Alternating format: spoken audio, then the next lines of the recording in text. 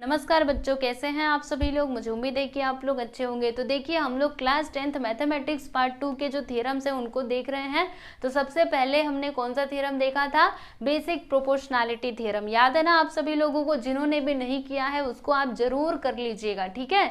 अभी इस वीडियो में हम लोग एक और नया थ्योरम देखने वाले हैं जिसका नाम क्या है? एंगल बाइसेक्टर थ्योरम, ठीक है। तो देखिए, आपको एग्जाम में किस तरीके से दिया जाएगा। तो ये जो थ्योरम यहाँ पे लिखा हुआ है ना, इतनी बातें यहाँ पे लिखी रहेंगी और फिर इसकी ही मदद से, मतलब इसे आपको पढ़ना है, समझना है और जो मैं अभी आपको बताने वाली हूँ ना वो पूरा आपको एग्जाम में लिखना होगा, ठीक है। अगर आपके एग्जाम में आता है एंगल बाइसेक्टर थ्योरम तो आपको कैसे करना है चलिए समझाती हूँ। तो देखिएगा, ये पढ़ने के भी पहले आप लोगों को कुछ बताना चाहती हूँ। जैसे कि मेरे पास ना ये ट्राइंगल है, ठीक है। अब देखिएगा, इस ट्राइंगल में ना जैसे एंगल बाइसेक्टर का जो फॉर्मूला था, याद है आप लोगों को? प्रैक्टिस एट 1.2 में हमने ये यूज किया था। आप लोगों ने किया है कि नहीं? जरूर आप उसको कर लीजिएगा। जिन्होंने भी नहीं किया है जरूर इसको करो, तब जाके ये थ्योरम को देखो, ठीक है। तो प्रैक्टिस एट 1.2 में हमने ये एंगल बाइसेक्टर थ्योरम के जो फॉर्मूले थे इसका यूज किया था, ठीक है। तो एंगल बाइसेक्टर थ्योरम होता क्या है? देखिएगा, यहाँ पर ये हमारे पास ट्राइंगल है ना। अब इसका ये वाले एंगल का बाइसेक्टर हमने ये खींच दिया, ठीक है। तो अब फॉर्मूला हमने क्या देखा था? जैसे मान लीजिए इसका नाम क्या है? ABC और इसको हम लोग मान लेते हैं कि ये क्या है? P। तो जब भी ऐसा कुछ रहता है ना तो फिर मतलब जैसे कि हमारे पास एक ट्राइंगल है और एक एंगल का बाइसेक्टर हमने खींचा हुआ है, तो एंगल बाइसेक्टर थ्योरम का फॉर्मूला क्या कहता है कि यहाँ पर ये जो देखिए, ये जो एंगल बाइसेक्टर जहाँ पे इंटरसेक्ट कर रहा है ना स्टूडेंट, किस वाले साइड को? AC को। तो इसमें होगा क्या, मतलब यहाँ पर ना AP अपॉन PC ये किसके इक्वल होगा? सुनिएगा एकदम ध्यान से। ये जो AP अपॉन PC है ना वो किसके इक्वल होगा? तो जो इसके रिमेनिंग दोनों साइड से उनके रेशियो के इक्वल हो जाएगा। तो हमने यहाँ पे शुरुआत कहाँ से की थी? A से ना। तो अभी जब हम यहाँ पे लिखेंगे ना तो शुरुआत कहाँ से करेंगे? A से ही करेंगे। तो देखिएगा, AB अपॉन क्या आएगा स्टूडेंट? BC आएगा, ठीक है। तो ये होता है फॉर्मूला। किसका फॉर्मूला होता है? तो एंगल बाइसेक्टर थ्योरम, मतलब थ्योरम में यही फॉर्मूला होता है, ठीक है। अगर आप चाहो तो इसको इंटरचेंज भी कर सकते हो, यानी अगर आप चाहो इधर से नाम लिखना तो भी लिख सकते हो, यानी कि आप ऐसे लिख सकते हो CP अपॉन PA, मतलब this is this upon this.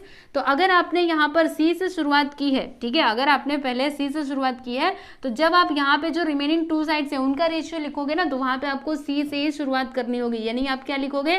BC, मतलब ये वाली साइड पहले लिखोगे और फिर उसके बाद यहाँ पे ये वाली साइड लिखिएगा, ठीक है। समझ में आया? तो हम लोग ना इसी को अभी प्रूफ करने वाले हैं। इसका पूरा प्रूफ अच्छे से समझेंगे। वो तो हमने डायरेक्टली जब भी प्रैक्टिस एट 1.2 के क्वेश्चंस कर रहे थे तो वहां पे मैंने आपको डायरेक्टली फॉर्मूला बता दिया था, लेकिन अभी आपको पूरा इसका प्रूफ समझाने वाली हूँ कि ये आता कैसे है, ठीक है। ऐसे डायरेक्टली हमने कैसे बोल दिया? बताओ तो सही आता कैसे है, इसका प्रूफ बताओ। तो इसी का प्रूफ हम लोग यहाँ पे समझने वाले हैं, ठीक है। तो अब इसको कैसे प्रूफ करेंगे? देखिए, बेसिक प्रोपोर्शनैलिटी थ्योरम आप सभी लोगों ने सीखा है ना, तो उसका भी हम लोग यहाँ पे यूज करेंगे और जो भी पहले कुछ सीखा हुआ है उन सारी चीजों का यूज करके हम इसको प्रूफ करेंगे। तो चलिए, आपको सबसे पहले थोड़ा सा इसके बारे में और कुछ बातें बताती हूँ। जैसे कि मेरे पास ये ट्राइंगल है, मैंने इसका एंगल बाइसेक्टर खींच दिया, ठीक है। अब जो मैंने लाया था वो कैसे आएगा? तो सुनो, यहाँ पे ना मुझे क्या करना पड़ेगा? कुछ कंस्ट्रक्शन करना पड़ेगा। आपको पहले थोड़ा सा ऐसे ही रफली थोड़ा समझाती हूँ, है ना। चलिए, थोड़ा टाइम लगेगा, पर देखो मैंने क्या किया ना, ये वाली जो लाइन है इसके पैरेलल एक लाइन खींच दी, ठीक है। और फिर मैंने क्या किया स्टूडेंट? इसको एक्सटेंड कर दिया और फिर मैंने ऐसे एक्सटेंड किया कि ये दोनों आकर के मिल गए यहाँ पर, ठीक है। इसका नाम हम फिर से लिख देते हैं ABC और ये हो गया, मान लीजिए यहाँ पे D हो गया और ये हो गया P, ठीक है। अब इस ट्रायंगल को आप लोग ध्यान से समझिएगा।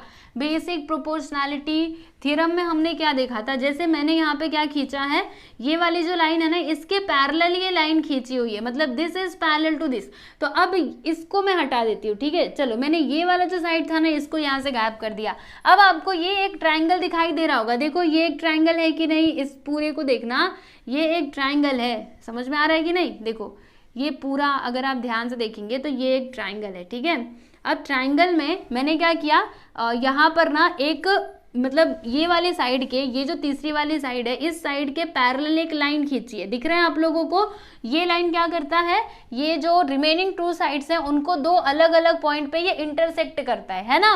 तो इसमें हम लोग बेसिक प्रोपोर्शनैलिटी थ्योरम लगा सकते हैं। तो बेसिक प्रोपोर्शनैलिटी थ्योरम क्या होता है कि जब भी ऐसा कुछ केस होता है, यानी कोई पैरेलल लाइन, मतलब ट्राइंगल के साइड के अगर हमने पैरेलल लाइन खींची है जो ट्राइंगल के जो रिमेनिंग साइड्स है उनको अलग अलग पॉइंट्स पे इंटरसेक्ट कर रहा है, तो फिर वो जो लाइन है ना वो क्या करता है, उस जो इंटरसेक्टिंग वाले साइड्स है उनको इक्वल रेशियो में डिवाइड करता है। यही हमने सीखा था ना बेसिक प्रोपोर्शनैलिटी थ्योरम में। तो बताइए यहाँ पर क्या होगा, AP अपॉन PC ये किसके इक्वल हो जाएगा स्टूडेंट, AB अपॉन BD के इक्वल हो जाएगा। ठीक है, AB अपॉन BD के इक्वल हो जाएगा। ठीक, अब जो हमने अभी मैंने जो आपको फॉर्मूला लिख करके बताया था उसमें मैंने क्या लिखा था, देखो इस तरीके से ये था ना, तो मैंने उधर क्या लिखा था, पीछे क्या लिखा था उसको थोड़ा याद करो, AP अपॉन PC, यानी कि AP अपॉन PC यही था ना फॉर्मूला। ये किसके इक्वल होगा, जो रिमेनिंग टू साइड से उनके रेशियो के इक्वल हो जाएगा, यानी AB अपॉन में क्या लिखा था, BC, यही है ना रिमेनिंग साइड्स ये दोनों। ठीक है, तो अब इन दोनों को थोड़ा आप कंपेयर करो। ओके, पहले इन दोनों को आप कंपेयर करो। तो मतलब इसमें हमने क्या देखा, यहाँ पे तो हमने बेसिक प्रोपोर्शनैलिटी थ्योरम लगाया और यहाँ पे एंगल बाइसेक्टर वाला फॉर्मूला हमने यूज किया। ठीक है, इस वाले ट्राइंगल में तो देखिएगा AP अपॉन PC इधर भी है इधर भी है। ठीक है, फिर यहाँ पे AB है इधर भी AB है, कोई बात नहीं। अब देखिएगा यहाँ पे क्या है स्टूडेंट, यहाँ पे तो BC आ गया और यहाँ पे क्या आ गया, BD आ गया, है ना। हमें क्या चाहिए, हमें यहाँ पे क्या चाहिए, जल्दी से बोलिए, हमें BC चाहिए, लेकिन आया क्या है, BD। तो अगर हम किसी भी तरीके से BC मतलब ये वाली साइड और ये वाली साइड को इक्वल ला दे तो फिर जो हमको चाहिए वो प्रूव हो सकता है ना, है कि नहीं। तो यहाँ पे हम लोग मेनली क्या करने वाले हैं, अभी इसी ट्राइंगल में ना इस तरीके से हम कंस्ट्रक्शन करेंगे और ये वाली साइड और ये वाली साइड को यहाँ पे कॉन्ग्रुएंट लाएंगे और फिर उसके बाद बेसिक प्रोपोर्शनैलिटी थ्योरम की मदद से जो हमको प्रूव करना है वो प्रूव हो जाएगा। ठीक है, समझ में आया आप लोगों को। तो चलो अभी ज़्यादा मैं ऐसे बोलने में टाइम वेस्ट नहीं करूंगी, हम लोग डायरेक्टली ये थ्योरम को शुरू करते हैं। तो चलिए पढ़ते हैं, यहाँ पे क्या लिखा हुआ है, एग्जाम में आपको ऐसे ही दिया जाएगा। तो देखिए इसमें गिवन पार्ट क्या है और हमें प्रूव क्या करना है। जस्ट देखो, अगर कंडीशनल स्टेटमेंट रहता है तो हम लोग पहचान जाते हैं कि इफ के बाद जो मतलब जो भी है वो दिया गया है और जो देन के बाद है वो हम लोगों को प्रूव करना है। ठीक है, लेकिन यहाँ पे इस तरीके से दिया है, इसमें कंडीशनल स्टेटमेंट ये नहीं है, लेकिन फिर भी हम समझने की कोशिश करेंगे, समझ में आएगा। देखिए क्या लिखा हुआ है, the bisector of an angle of a triangle divides the side opposite to the angle in the ratio of the remaining sides. अब यहाँ पे क्या गिवन है और क्या हमको प्रूव करना है। तो देखो यहाँ से यहाँ तक जो है ना बच्चों, the angle bisector of an angle of a triangle. ठीक है, ये हमारा गिवन पार्ट है। यहाँ से यहाँ तक क्या है, गिवन पार्ट, यानी कि हमारे पास एक ट्राइंगल है और उसका एंगल बाइसेक्टर है। ठीक है, अब उसके आगे देखिएगा, तो ये हमने ट्राइंगल बना लिया है, this is your given part. तो इसका नाम लिख दें PQR। ठीक है, और इसका एंगल बाइसेक्टर भी है, देखो यहाँ पे लिखा है ना एंगल बाइसेक्टर, ये हो गया P और इसका नाम मैं लिख देती हूँ S। ठीक है, मतलब this angle is equal to this, angle bisector की प्रॉपर्टी आप जानते ही हो। ठीक है, तो ये हो गया। फिर उसके बाद हमें क्या प्रूफ करना है, तो क्या लिखा है यहाँ से पढ़िएगा कि वो जो एंगल बाइसेक्टर है ना वो क्या करता है, divides the side opposite to the angle, यानी उस एंगल के अपोजिट में जो साइड है वो डिवाइड करता है, मतलब वो एंगल उस साइड को डिवाइड करता है कौन से रेशियो में, इन the ratio of the remaining sides. यानी कि यहाँ पे कहने का मतलब क्या है, यही जो मैं आपको बता रही थी कि यहाँ पर QS जो है ना, QS के अपॉन में क्या आएगा, SR, ये किसके इक्वल होगा। तो क्या लिखा है यहाँ पे देखिएगा, जो रिमेनिंग साइड्स हैं उनके रेशियो में डिवाइड करता है ना, मतलब जो रिमेनिंग साइड्स कौन कौन से बताइए, तो ये वाला और ये वाला है ना, यानी कि यहाँ पे क्या आएगा स्टूडेंट, यहाँ पे आ जाएगा PQ अपॉन PR। ओके, समझ में आया। तो ये चीज हम लोगों को क्या करना है, प्रूव करना है, this is your given part और ये हम लोगों को प्रूव करना है। ठीक है, चलिए देखते हैं तो क्या करना पड़ेगा। फर्स्ट ऑफ ऑल आप लोगों को गिवन लिखना होगा। तो गिवन में हम लोग क्या लिखेंगे, यहाँ पे हम लिख देते हैं कि इन ट्राइंगल ABC नहीं है PQR, वो ABC ही दिमाग में चलता रहता है। इन ट्राइंगल PQR में हमने क्या देखा कि ये जो रे PS है ना, रे PS is the bisector of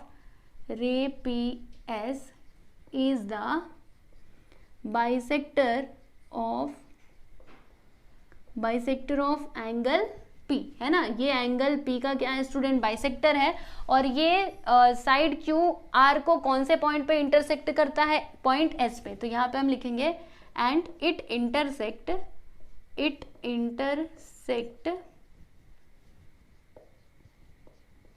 side QR at point S। समझ में आ गया, गिवन हमने कैसे लिखा। अब यहाँ पे हम लोग टू प्रूव लिखेंगे, यानी जो हम लोगों को प्रूव करना है वो भी तो लिखना पड़ेगा ना। तो क्या प्रूव करना है, हमने इधर पढ़ा था ना, तो बोलो यहाँ पे इंटरसेक्शन पॉइंट ये है, इसके अपोजिट में ये वाला साइड है, तो इसका रेशियो हम लोग ले लेंगे ये वाले साइड का, मतलब ये एंगल के अपोजिट में जो साइड है ना उसका हम यहाँ पे रेशियो लेंगे, यानी QS अपॉन में क्या लिखोगे स्टूडेंट, SR। ये किसके इक्वल होता है, तो जो रिमेनिंग साइड्स है ना उनके रेशियो के इक्वल हो जाता है। तो रिमेनिंग साइड्स कौन कौन से हैं, PQ और PR। तो यहाँ पर क्या आ जाएगा स्टूडेंट, PQ और PR। अगेन आपको एक और बात बता दूं, देखिएगा यहाँ पे हमने कहाँ से शुरुआत की थी, Q से शुरुआत की थी ना। तो अभी जब मतलब इस साइड जब आप लिखोगे ना तो यहाँ पे भी Q से ही शुरुआत करना है, यानी इसी वाले साइड से। अगर आपने यहाँ से शुरू किया तो यहीं से आपको दोबारा भी लिखना है, ये नहीं कि आपने पहले ये लिखा और बाद में यहाँ से शुरू कर दो, ऐसे मत करना, ठीक है। चलो ये हो गया टू प्रूफ। अब उसके बाद देखो ऐसे डायरेक्टली तो ये प्रूव नहीं होने वाला, हमें यहाँ पे कुछ ना कुछ कंस्ट्रक्शन करना होगा, ठीक है। अब कंस्ट्रक्शन कैसे करेंगे, चलिए बताती हूँ, बहुत ही सिंपल है। एक काम करेंगे, यहाँ पर ये वाली जो रे है ना इसके पैरेलल में हम एक लाइन खींचेंगे, पैरेलल खींचना है, ठीक है। चलो पैरेलल लाइन खींचो, स्केल ले लो। अभी आप बस देखो, अभी कुछ मत करना, समझ लो एक बार अच्छे से, फिर एग्जाम में तो लिखना ही है। अब इसको क्या करना है, ये वाली जो साइड है ना इसको एक्सटेंड करना है। कैसे एक्सटेंड करना है कि ये आकर के यहाँ पर इसको टच करे, मतलब ये दोनों लाइन ना आपस में मिलने चाहिए। इस तरीके से हमें इनको मतलब इसको एक्सटेंड करना है PQ को, ठीक है। अब एक काम करते हैं, यहाँ पे हम ले लेते हैं पॉइंट, ये PQRS, इसको मैं मान लेती हूँ X, ठीक है। अब जो कंस्ट्रक्शन किया उसे भी तो हमें लिख करके दिखाना पड़ेगा ना। चलो इसको मैं मिटा दूँ, अब बस अभी देखते जाओ, जो भी एक्सप्लेन करना था ना मैंने शुरू में ही एक्सप्लेन कर दिया। अब बस ये थियरम होगा, देखो अभी अपने मन से इसको आप कैसे लिखना सीखोगे। कंस्ट्रक्शन क्या किया हमने, यहाँ पे लाइन ड्रॉ की, draw a line parallel to ray PS, ठीक है। रे PS के पैरेलल में हमने लाइन ड्रॉ की है ना, जो कहाँ से पास हो रहा है, ये कहाँ से पास हो रहा है, ये जो लाइन हमने बनाई ये पॉइंट R से पास हो रहा है ना। तो यहाँ पे हम लिखेंगे which is passing through, draw a line parallel to ray PS which is passing through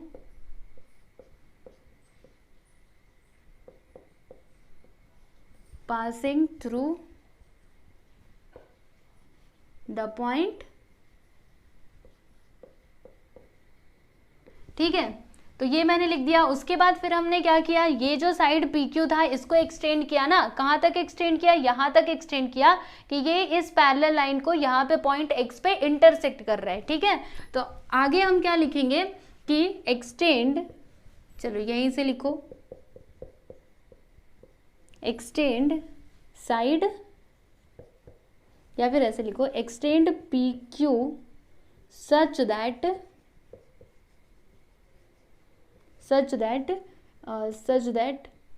PQ intersects it at point X। इसका मीनिंग क्या है आपको समझाती हूँ, चिंता मत करो। देखो मैंने यहाँ पे आगे क्या लिखा है कि हमने क्या किया, देखिए यहाँ पे एक्सटेंड किया है ना, कि किसको एक्सटेंड किया, PQ को एक्सटेंड किया, और ऐसे एक्सटेंड किया है कि ये जो PQ है ना ये इंटरसेक्ट करता है किसको, इट का मतलब क्या, वो जो पैरेलल लाइन हमने खींची है ना वो, ठीक है, उसको वो इंटरसेक्ट करता है, कहाँ पर, पॉइंट X पर, ठीक। कंस्ट्रक्शन समझ में आ गया। चलिए अब यहाँ से जो है ना हम इसका प्रूफ शुरू करेंगे, ठीक है। तो अगर मैं यहाँ पर ये RP, हाँ ये प्रूफ, ठीक है। तो देखिए अगर मैं इसमें बेसिक प्रोपोर्शनैलिटी थ्योरम का यूज करूँ तो बताइए क्या आएगा, यहाँ पे ये आ जाएगा ना। जैसे ये पूरा ट्राइंगल हम ले लेते हैं और इसको मैंने गायब कर दिया, ठीक है। तो आप देख सकते हो ये पूरा ट्राइंगल आप ले लेना, तो ये क्या है, इसके पैरेलल है, मतलब ये वाली लाइन इसके पैरेलल है, ये वाले साइड के, ठीक है। तो इसके जो जहाँ पे मतलब जो रिमेनिंग साइड्स है, ठीक है, उनका रेशियो, उनका मतलब वो दोनों रेशियो क्या हो जाएंगे, आपस में इक्वल हो जाएंगे। यानी कि कहने का मतलब क्या है कि Q S upon S R ये किसके इक्वल होगा स्टूडेंट, तो क्यू पी, देखो क्यू से एस गया, एस से आर गया, ऐसे ही तो होता है ना बेसिक प्रोपोर्शनैलिटी थ्योरम में, यही तो मैंने आप लोगों को बताया था कि Q S upon S R ये किसके इक्वल होगा, जो दूसरी वाली साइड है उसके रेशियो के इक्वल हो जाएगा।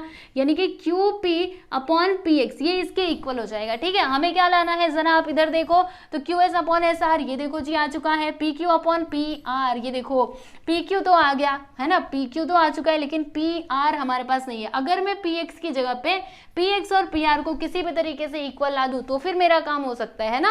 यानी अभी हमारा मेन फोकस किसके ऊपर रहेगा, पी एक्स और पी आर, यानी कि पी एक्स और पी आर को कॉन्ग्रुएंट लाना, ठीक है। चलिए देखते हैं कैसे आएगा।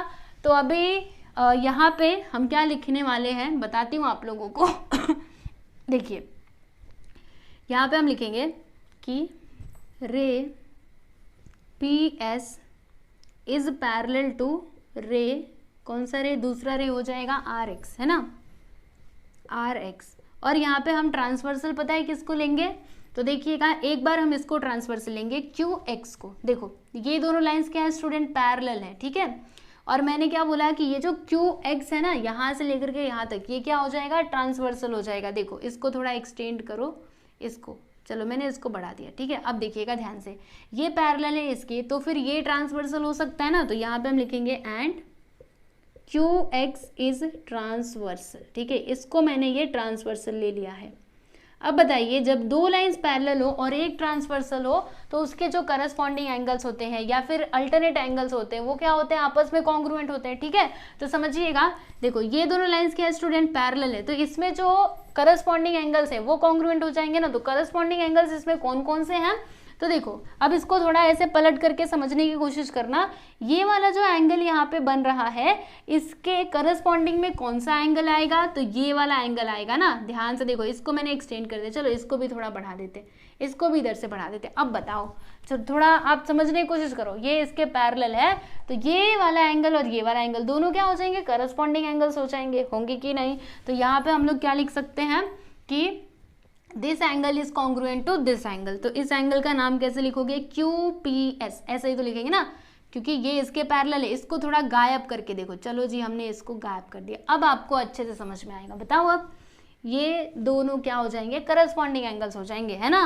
तो इसका नाम कैसे लिखेंगे, क्यू पी एस, चलो लिख देते हैं एंगल क्यू पी एस, ये कॉन्ग्रुएंट हो जाएगा कौन से एंगल के, तो एंगल, इस एंगल का नाम कैसे लिखोगे, ऐसे लिख दो आर एक्स पी, या फिर ऐसे भी लिख सकते हो पी एक्स आर, आपकी मर्जी। चलो यहाँ पे हम लिख देते हैं पी एक्स आर, इसका आप कारण क्या बताओगे, और इसको लिखिएगा इक्वेशन नंबर 1, ठीक है। यहाँ पे लिख दीजिएगा करस्पॉन्डिंग एंगल्स, करस्पॉन्डिंग एंगल्स, ठीक है, समझ में आ गया, ये ए है। चलो अब आगे बढ़ते हैं, मैं इसको थोड़ा बना दूं, ये तो मैंने मिटाया था आप लोगों के लिए। चलिए अब इसको यहाँ से गायब करते हैं। अब देखो ये दोनों लाइंस क्या है, पैरेलल। अब मैं ना इसको ट्रांसवर्सल लेने वाली हूँ, इसको थोड़ा बढ़ाने दो, ठीक है। देखो ये लाइन पैरेलल है इसके और इसको मैंने ट्रांसवर्सल मान लिया, तो यहाँ पे मैं लिखती हूँ कि and ray P S is parallel to ray R X, ठीक है, ये इसके पैरेलल है। और यहाँ पे ट्रांसवर्सल हम किसको लेने वाले हैं, तो ये जो पी आर है ना, and P R is transversal, इसको मैंने ट्रांसवर्सल ले लिया, ठीक। तो अगर ऐसा है तो फिर कौन कौन से एंगल्स यहाँ पे कॉन्ग्रुएंट मैं लेने वाली हूँ, तो देखिएगा ये वाला एंगल और ये वाला एंगल, इन दोनों एंगल्स को मैं कॉन्ग्रुएंट दिखाने वाली हूँ। देखिएगा ये दोनों एंगल्स कौन से टाइप के एंगल्स हो जाएंगे, तो अल्टरनेट एंगल्स हो जाएंगे। कैसे, देखिए यहाँ पे z बनेगा, कैसे आपको समझाती हूँ। This is parallel to this and this is transversal, तो देखो यहाँ पे z बन रहा है कि नहीं, मतलब ये वाला एंगल और ये वाला एंगल दोनों आपस में क्या हो जाएंगे स्टूडेंट, कॉन्ग्रुएंट हो जाएंगे। तो यहाँ पे हम क्या लिखेंगे, एंगल, इस एंगल का नाम कैसे लिखोगे, तो angle P R S, angle P R S ये कॉन्ग्रुएंट हो जाएगा कौन से एंगल के, उस एंगल का नाम कैसे लिखोगे, तो इस एंगल का नाम हम लिख सकते हैं PRX करके। तो यहाँ पे मैं लिख देती हूँ PRX, है ना। ये दोनों आपस में कॉन्ग्रुएंट हो जाएंगे। इसको हम लिखेंगे इक्वेशन नंबर 2 और इसका रीजन आप क्या बताओगे student? Alternate angles. I hope आप लोग को समझ में आ रहा होगा। चलो इतना काम हो गया। उसके बाद देखिएगा ये क्या है स्टूडेंट? ये है एंगल बाइसेक्टर, यानी ये दोनों एंगल्स अपने आप ही आपस में कॉन्ग्रुएंट हो जाएंगे, क्योंकि angle bisector theorem, angle bisector क्या होता है हम जानते हैं। एंगल बाइसेक्टर क्या करता है? उस एंगल को 2 इक्वल पार्ट्स में डिवाइड करता है। तो डायरेक्टली हम यहाँ पे क्या लिख सकते हैं? यहाँ पे हम लिख सकते हैं कि एंगल, इस एंगल का नाम कैसे लिखोगे? तो QPS लिख दीजिएगा। एंगल QPS ये इक्वल हो जाएगा, यानी कॉन्ग्रुएंट हो जाएगा कौन से एंगल के? तो RPS के, ठीक है। या फिर रुको, RPS या फिर SPR कैसे भी लिख सकते हो। यहाँ पे मैंने ये वाला एंगल नहीं लिया था क्या? एक मिनट रुको, कौन कौन से एंगल लिए थे? PRS। अच्छा देखो, मैंने यहाँ पे ये एंगल का नाम गलत लिख दिया। मुझे ये वाला एंगल लेना था ना, तो इस एंगल का नाम मुझे ऐसे लिखना चाहिए था RPS, ठीक है। मैंने इधर गलत लिख दिया था, अब भी मैं ठीक कर देती हूँ। RPS बोला सही था पर गलती से लिखा गया था, ठीक है। देखो एंगल RPS और फिर PRX, है ना, ये दोनों आपस में कॉन्ग्रुएंट हो जाएंगे क्योंकि ये दोनों क्या है? अल्टरनेट एंगल से, ठीक है। अब यहाँ पे देखिएगा, मैंने ये एंगल लिया QPS, अभी ये एंगल का नाम लिखेंगे तो कैसे लिखेंगे? देखिए RPS, यहाँ पर मैंने लिखा एंगल RPS। ये दोनों क्या हो जाएंगे? आपस में इक्वल, यानी कि कॉन्ग्रुएंट हो जाएंगे। कैसे? तो ये क्वेश्चन में दिया गया, देखो अगर ये एंगल बाइसेक्टर है, कहाँ गया? अगर ये बाइसेक्टर है PS, तो फिर ये दोनों एंगल्स को आपस में कॉन्ग्रुएंट तो होना ही है। तो यहाँ पे लिख दीजिएगा गिवन, और इसको ना इक्वेशन नंबर 3 भी लिख देना, ठीक है। यहाँ पे हम लिख देंगे गिवन। समझ में आएगी नहीं? ये दोनों कॉन्ग्रुएंट क्यों होंगे, ठीक है। ये कॉन्ग्रुएंट का साइन हम लोग लगाएंगे।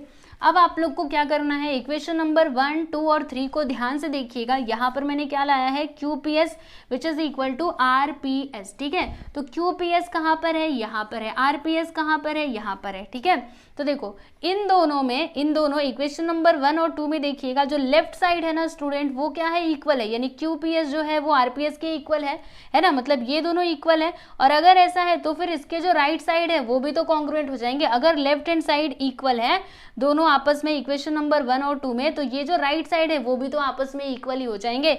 यानी हम यहाँ पे क्या लिख सकते हैं directly? From equation 1, 2 and 3, from 1, 2 and 3, ये तीनों से हम क्या बता सकते हैं कि this is congruent to this, मतलब angle PXR which is congruent to angle PRX, ठीक है। समझ में बात आई? कैसे लिखा हमने? इक्वेशन नंबर 1, 2, 3 से हम क्या बोल सकते हैं? PXR मतलब कौन सा एंगल? देखो PXR यानी कि ये वाला एंगल, और PRX देखो यहाँ से लिखा था हमने PRX यानी कि ये वाला एंगल। ये दोनों एंगल्स आपस में क्या है स्टूडेंट? कॉन्ग्रुएंट है, ये हमने ला दिया, ठीक है। क्लियर? इतनी बात समझ गए। अब उसके बाद देखिएगा यहाँ पर ये दोनों एंगल्स क्या है, इसमें जरा फोकस कीजिएगा। ये दोनों एंगल्स क्या है? कॉन्ग्रुएंट है। अभी आप ना ये वाले ट्राइंगल को देखना, ठीक है। अभी इसको ना देखो, इस वाले ट्राइंगल को देखो। इसमें जो अपोजिट एंगल्स है ना, देखो क्या है स्टूडेंट? कॉन्ग्रुएंट है, ठीक है। मतलब ये वाला एंगल और ये वाला एंगल कॉन्ग्रुएंट है। तो जब भी ऐसा होता है, आइसोसेलेस ट्राइंगल थ्योरम आप लोगों ने पढ़ा था, चलिए आप लोगों को याद दिलाती हूँ। ये मेरे पास आइसोसेलेस ट्राइंगल है, यानी कि इसके दो साइड्स क्या इक्वल है। तो जब भी ऐसा होता है तो इसके जो अपोजिट एंगल्स है ना, वो आपस में क्या हो जाता है? कॉन्ग्रुएंट हो जाते हैं। यानी कि इसका, इस वाले साइड का अपोजिट एंगल ये है, ये वाले साइड का अपोजिट एंगल ये है, तो ये दोनों एंगल्स भी आपस में क्या हो जाएंगे स्टूडेंट? कॉन्ग्रुएंट हो जाएंगे, ठीक है। अब इसी का कन्वर्स क्या होता है कि अगर किसी ट्राइंगल में ये दोनों मतलब जो अपोजिट एंगल्स हैं इस प्रकार से सामने सामने वाले, मतलब ऐसे करके, है ना, अगर ये कॉन्ग्रुएंट हो जाएंगे, या फिर ये दोनों एंगल्स भी ले सकते हैं, लेकिन अभी हम इसकी बात कर रहे हैं ना, ये दोनों एंगल्स अगर आपस में कॉन्ग्रुएंट है तो फिर इनके जो अपोजिट साइड्स है ना, तो इसका अपोजिट साइड ये है, इसका अपोजिट साइड ये है, तो ये दोनों जो अपोजिट साइड्स हैं वो भी आपस में क्या हो जाएंगे स्टूडेंट? कॉन्ग्रुएंट हो जाएंगे, ठीक है। तो यहाँ पे देखिएगा ये दोनों एंगल्स है, इस एंगल का अपोजिट साइड ये है ना, इस एंगल का अपोजिट साइड ये है, ठीक है। तो अगर ऐसा है, ये दोनों एंगल्स कॉन्ग्रुएंट है, तो फिर इनके जो अपोजिट साइड्स हैं वो भी क्या हो जाएंगे स्टूडेंट? कॉन्ग्रुएंट हो जाएंगे, ठीक है। कौन सा थ्योरम यहाँ पे आएगा? Converse of isosceles triangle theorem, ठीक है। इसका रीजन आप ये भी लिख सकते हो, या फिर आप वो भी लिख सकते हो कि opposite side of congruent angles, ठीक है, आप लिख सकते हो। चलो यहाँ पर मैं इसके आगे का करती हूँ, इसको मिटा देती हूँ। फिर यहाँ पे हम लिखते हैं कि इन ट्राइंगल, इस ट्राइंगल का नाम कैसे लिखोगे, PRX। ट्राइंगल PRX में हमने क्या देखा स्टूडेंट, कि ये वाला साइड और ये वाला साइड दोनों आपस में क्या हो जाएंगे, कॉन्ग्रुएंट हो जाएंगे। तो यहाँ पर मैंने लिखा कि side PR is congruent to side, which side, side PX, ठीक है। इसका कारण आप क्या बताओगे, तो वही जो मैंने आपको बताया था। इसके दो रीजन आप लिख सकते हो, ये लिख सकते हो converse of isosceles triangle theorem, या फिर अगर आपको वो नहीं लिखना तो ये भी लिख सकते हो कि अपोजिट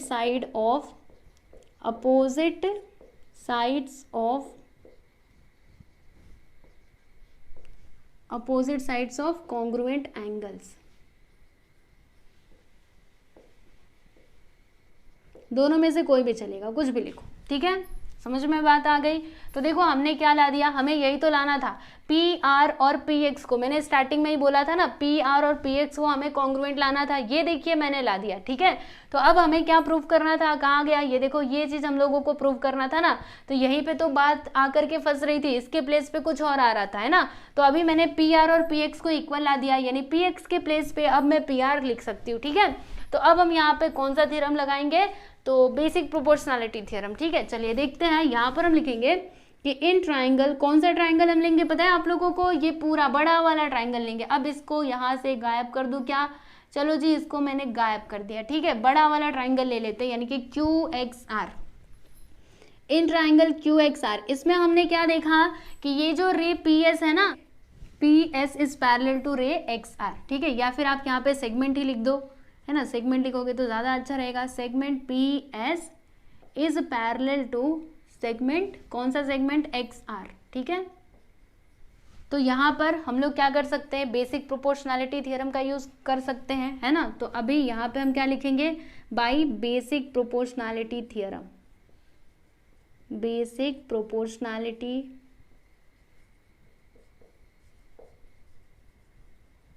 और यहाँ पे देखिएगा ये हमने कहाँ से लिखा स्टूडेंट, कंस्ट्रक्शन से लिखा ना, क्योंकि ये हमको कैसे मिला, ये इसके पैरेलल कैसे मिला, तो हमने कंस्ट्रक्शन किया था। देखो यहाँ पे कंस्ट्रक्शन में, तो इसका आप कारण लिख सकते हो कंस्ट्रक्शन, ठीक है। ये U है कंस्ट्रक्शन, ठीक है, बाय बेसिक प्रोपोर्शनैलिटी थ्योरम। तो क्या होता है बेसिक प्रोपोर्शनैलिटी थ्योरम, यहाँ पे क्या आएगा, ये जो QS है ना, इसके अपॉन में क्या आएगा स्टूडेंट, SR। ये किसके इक्वल हो जाएगा, तो QP अपॉन PX के इक्वल हो जाएगा। तो यहाँ पर मैंने लिख दिया PQ अपॉन में लिख दिया PX। समझ में आया कि नहीं, देखो पहले मैंने QS लिखा, Q से S गई, फिर S से R, इसका रेशियो फिर इसके रेशियो के इक्वल होगा ना, यानी कि PQ अपॉन PX, ठीक है। अब उसके बाद यहाँ पर देखिएगा, कहाँ पर आप लोग देखोगे, यहाँ पर, ठीक है, इस वाले इक्वेशन में। इसको हम लिख देते हैं इक्वेशन नंबर, कौन सा इक्वेशन लिखेंगे, तो इक्वेशन नंबर 4 करके हम इसको लिख देते हैं, ठीक है। तो इक्वेशन नंबर 4 में हमने क्या देखा था कि PR और PX दोनों आपस में क्या है, कॉन्ग्रुएंट है। तो देखिएगा ये जो PX है, क्या मैं इसके प्लेस पे PR लिख सकती हूँ, क्योंकि देखो मुझे क्या प्रूव करना था, QS अपॉन SR जो मेरे पास है, और PQ अपॉन PR। तो PQ तो मेरे पास ऊपर है लेकिन PR नीचे है ही नहीं। अब यहाँ पर हमने देखा था इक्वेशन नंबर 4 में कि PR और PX दोनों आपस में क्या है, कॉन्ग्रुएंट है, यानी PX के प्लेस पे मैं PR लिख सकती हूँ, ठीक है। तो यहाँ पर अभी QS अपॉन SR, इसको आप ऐसे रहने दीजिए। फिर उसके बाद यहाँ पे PQ अपॉन PX के प्लेस पे हम क्या लिख सकते हैं, PR लिख सकते हैं। तो यहाँ पे लिख दीजिएगा PR। ये हमने कहाँ से लिखा, तो फ्रॉम इक्वेशन 4, है ना। 4 से हमने ये बताया कि PX और PR क्या है, इक्वल है ना। इसीलिए PX के प्लेस पे मैंने क्या लिख दिया, PR लिख दिया। और यही था आप लोगों का एंगल बाइसेक्टर थ्योरम, ठीक है। समझ में आया, तो बस ऐसे ही करना था, आसान था ना।